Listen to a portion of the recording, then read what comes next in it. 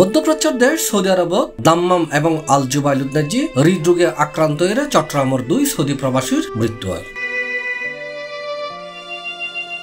তারার ভিতর আবু সিদ্দিক মেয়ের 24 তারিখ ভোর 4টার দিকে হার্ট অ্যাটাক করলে তার জুবাইল জেনারেল হাসপাতালের নাজি ভর্তি করা হয়। এটা চিকিৎসাধীন অবস্থার নাজি তার মৃত্যু হয়। নিহত আবু সিদ্দিকের বাড়ি চট্টগ্রামের রাঙ্গুনিয়া, দক্ষিণ রাঙ্গুনিয়ার নাফিদপুর এলাকা। আরেক প্রবাসী জাহেদ চৌধুরী জুনুর 6 তারিখ কোরবানোর দিন সকাল 9:30টার দিকে অসুস্থ বোধ করলে তারে নিকটস্থ আলরাওদা হাসপাতালে নিয়ে হইলে এডেট কর্তব্যরত চিকিৎসক তারে মৃত ঘোষণা করে। নিহত জাহেদ চৌধুরীর বাড়ি চট্টগ্রামের লোয়াগাড়া উপজেলার নাজি।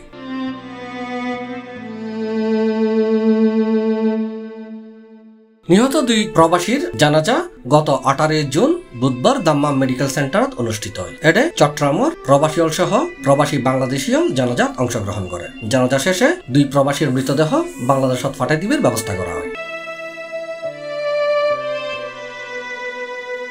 আর মৃতদেহ দেশত পাঠাতে সার্বিক সহযোগিতা করছে বৃহত্তর চট্টগ্রাম সমিতি পূর্বাঞ্চল প্রদেশের দাম্মামের সভাপতি আবুল হাশেম বাবুল, সাধারণ সম্পাদক ডাক্তার আহমেদ সাইদ, সিনিয়র যুগ্ম সাধারণ সম্পাদক খুরশেদ আলম রুবেল, তারেক জামান, নেয়ামতুল্লাহ, আব্দুল কুদ্দুস, মাহবুর রহমান টিপু সহ সমিতির অন্যান্য নেতৃবৃন্দ।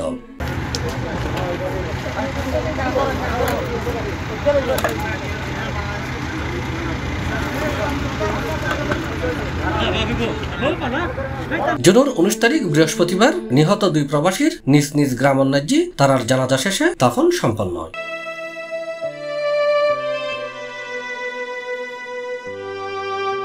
C+ TV Chittagong.